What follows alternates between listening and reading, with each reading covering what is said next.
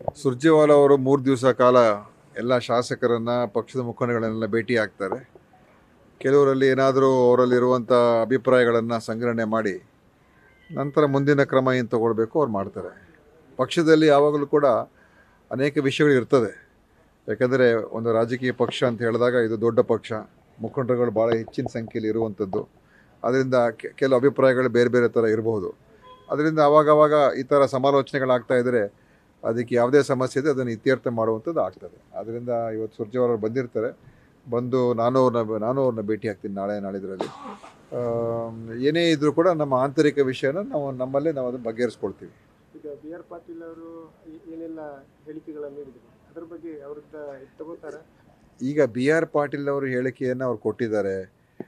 C M ಅವ್ರನ್ನ ಭೇಟಿ ಮಾಡಿದ್ದಾರೆ. ಮತ್ತು ಆ ವಿಷಯದ ಬಗ್ಗೆ ಖಂಡಿತ ಏನಾದರೂ ಆ ಥರ ಆಗ್ತಾಯಿದ್ರೆ ಖಂಡಿತ ಅದರ ಬಗ್ಗೆ ಕ್ರಮ ತಗೊಳ್ಬೇಕಾಗ್ತದೆ, ಇಲ್ಲ ಅಂತ ಹೇಳಲ್ಲ. ಆದರೆ ಸ್ಪಷ್ಟವಾದಂಥ ಒಂದು ವಿಷಯಗಳಿರಬೇಕು.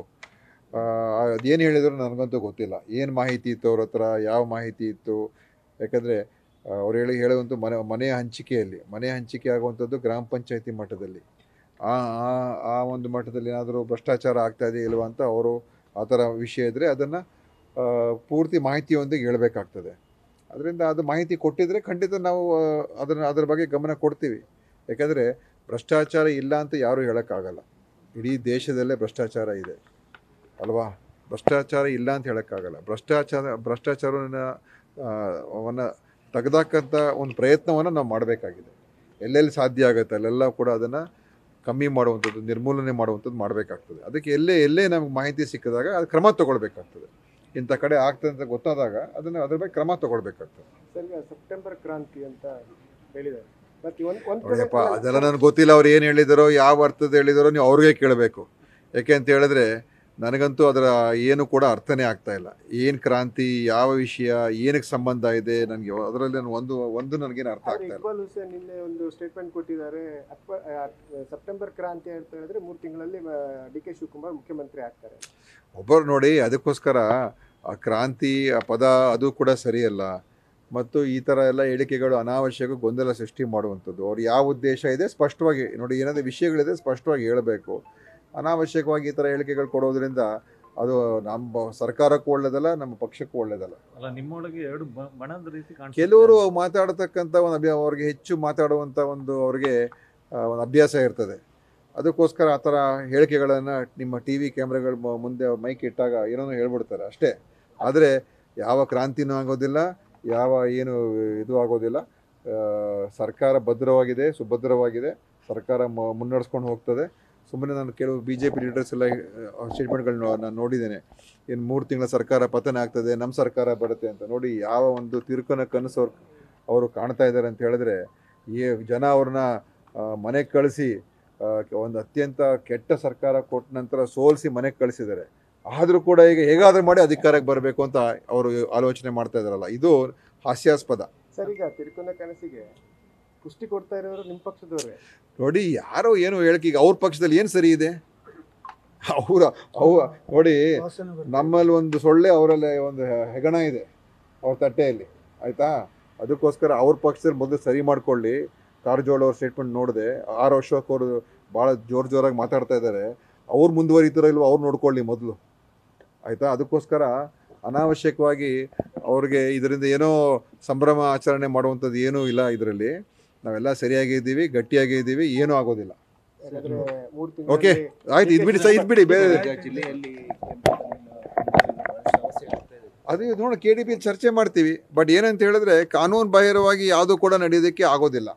ಕಾನೂನು ಪ್ರಕಾರ ನಡಿಬೇಕು. ಕಾನೂನು ಪ್ರಕಾರ ನಡೆಯೋದಕ್ಕೆ ಏನು ಮಾಡೋಕ್ಕೆ ಸಾಧ್ಯ ಆಗುತ್ತೆ ಅದನ್ನು ನಾವು ಮಾಡಬೇಕು ಹೊರತು ಕಾನೂನನ್ನು ಉಲ್ಲಂಘನೆ ಮಾಡಿ ನಡೆಸೋದಕ್ಕೆ ಅವಕಾಶ ಮಾಡಿಕೊಡಿ ಅಂತ ಹೇಳಿದ್ರೆ ನಾವು ಅದಕ್ಕೇನು ಮಾಡೋಕ್ಕಾಗಲ್ಲ. ಈಗ ಪೊಲೀಸ್ ಇಲಾಖೆ ಕ್ರಮ ಕೈಗೊಳ್ಳುತ್ತೆ, ಅವರು ಕಾನೂನು ಪ್ರಕಾರ ಮಾಡ್ತಾರೆ. ಆದರೆ ಒಂದು ಜಿಲ್ಲಾಡಳಿತ ಅಥವಾ ಸರ್ಕಾರ ಅದಕ್ಕೊಂದು ಬೇರೆ ಕಾನೂನು ನೋಡೋಣ. ನೋಡಿ, ಅದೇನು ಓವರ್ ನೈಟ್ ಮಾಡೋಕ್ಕಾಗ್ತದಾ? ಯಾಕಂದರೆ ಇಷ್ಟು ದಿವಸ ಮತ್ತೆ ಏನು ಮಾಡ್ತಾಯಿದ್ರು? ನೀವು ಹೇಳೋ ಪ್ರಕಾರ ಸರಿ ಇದ್ದರೆ ಕಾನೂನು ಬಾಹಿರವಾಗಿ ಮಾಡ್ತಾಯಿದ್ರು ಅಂತ ಆಯ್ತು. ಯಾಕೆ ಅದು ಕಾನೂನು ಅಡಿಯಲ್ಲಿ ತೊಗೊಂಬರಲಿಲ್ಲ? ಅವರು ಮಾಡೋವರೇ ಯಾರ ಗಮನಕ್ಕೂ ಬಂದಿರಲಿಲ್ಲ. ಎಲ್ಲರ ಗಮನದಲ್ಲೂ ಇತ್ತು. ಇದು ಅದೇ ಪ್ರಕಾರ ನಡ್ಕೊಂಡು ಹೋಗ್ತಾ ಇತ್ತು.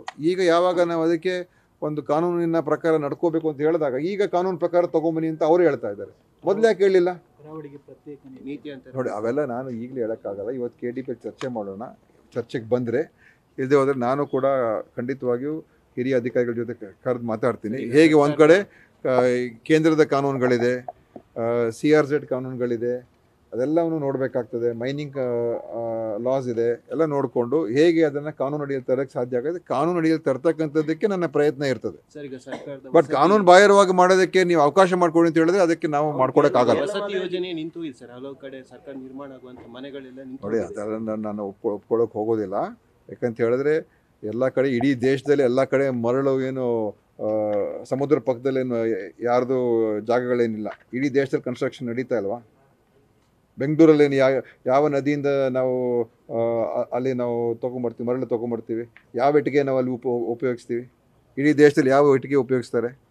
ಸೊ ಅದು ಬೇರೆ ವಿಷಯ. ಇಲ್ಲಿ ಇದನ್ನು ಕಾನೂನು ಅಡಿಯಲ್ಲಿ ಹೇಗೆ ಇದನ್ನು ನಿರ್ಮಾಣ ಮಾಡೋದಕ್ಕೆ ಏನು ಸಾಧ್ಯ ಆಗುತ್ತೆ ಅದರ ತರ್ತಕ್ಕಂಥದ್ದಕ್ಕೆ ನಾನು ಖಂಡಿತವಾಗಿ ನನ್ನ ಪ್ರಯತ್ನ ಇರ್ತದೆ. ನಾನು ಸಭೆಯನ್ನು ಕೂಡ ಕರೆದು ಇದನ್ನು ಏನೇನು ಸಡಿಲೀಕರಣ ಮಾಡಬೇಕಾ ಅಥವಾ ಕಾನೂನು ಬದಲಾವಣೆ ಮಾಡಬೇಕಾ, ಬದಲಾವಣೆ ಮಾಡೋಕ್ಕೆ ಅವಕಾಶ ಇದೆಯಾ ಇಲ್ವಾ, ಇದೆಲ್ಲವನ್ನು ಕೂಡ ಅತಿ ಶೀಘ್ರದಲ್ಲಿ ನಾನು ಕರೀತಾ ಇದ್ದೀನಿ. Okay, thank you. News first, ನಿರ್ಭೀತಿಯಿಂದ ನಿಮ್ಮ ಪರವಾಗಿ.